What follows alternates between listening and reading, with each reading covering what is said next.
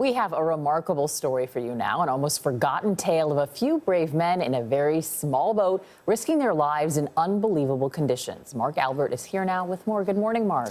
Good morning. This may be the most amazing rescue of Americans at sea you've never heard of. So much went wrong that day, 4 Coast Guardsmen didn't know if they would make it back to shore. The story of how they did is awe-inspiring. So this is the famous boat. This is the boat. We boarded at high tide and figured out pretty quickly that while this motorized lifeboat's fame may have receded long ago, and here we go, the passion it invokes in admirers like Dick Ryder has not. It's really a treasure for me. It is amazing, and I don't know. This boat is a tough cookie, I'll tell you. Ryder and many others helped save this decommissioned Coast Guard vessel, known by its call sign 36500, which was the scene of a triumph that nearly became a tragedy. I listened to the rescue on the Coast Guard radio. February 18th, 1952, the 500-foot, 10,000-ton tanker SS Pendleton, filled to the top with kerosene and heating oil, had been ripped in two offshore. The crew of 41 faced imminent death. It takes my breath away. Mark Karen is the chairman of the Orleans Historical Society on Cape Cod. What kind of a day was it?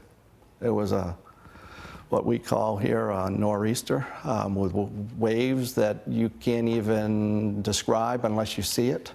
A teletype sent after the storm called the waters hazardous, the seas mountainous, the darkness extreme, the falling snow and winter gale violent. Hellish storm. 4 young Coast Guard guys.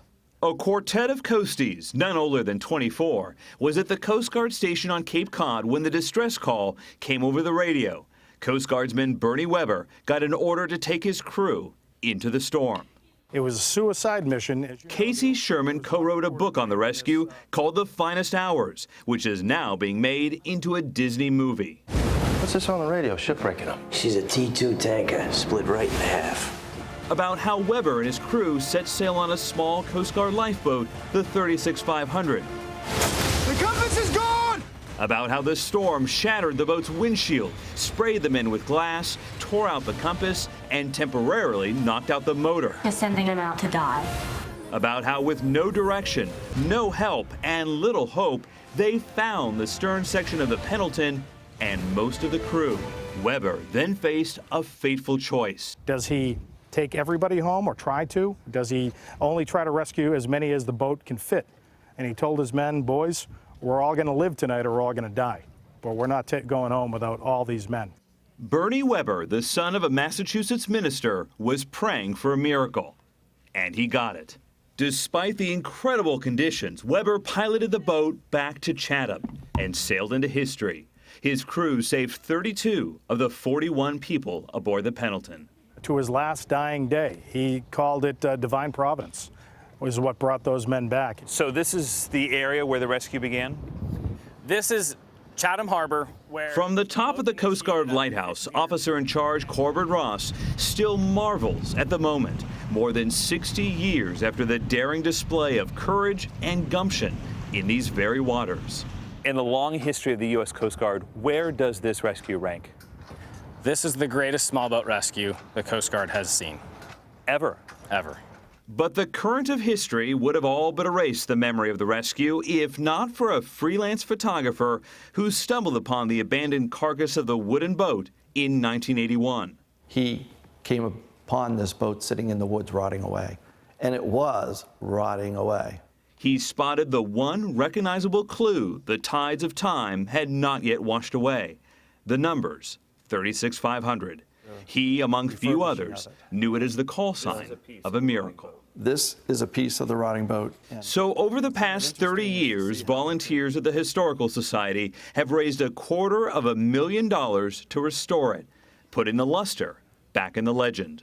Do you ever think that you're looking out the same windows those 4 crewmen were? All the time, all the time. And soon, millions will too. We've got an 18-foot fracture in our hull. How do you want us to proceed? Over. When the Disney movie about this incredible tale docks in theaters in January. You're trying to keep the story alive so that people don't forget. Correct.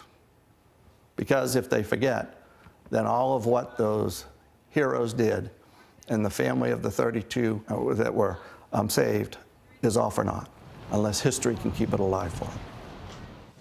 The Orleans Historical Society has faced rough seas in fundraising, and it is running out of time. It's trying to get enough donations to take the lifeboat out of the water and preserve it in a museum. The boat is already on the National Register of Historic Places, and the Historical Society hopes the movie will bring in more donations. Wow. Isn't it amazing sometimes the movie, even though with all the CGIs and the graphics, the real story is sometimes better. It is incredible, and it was lost to time for so long, what these 4 men were able to do. And it's amazing that they found the boat in the woods. Great story. Mark Albert, thanks so much.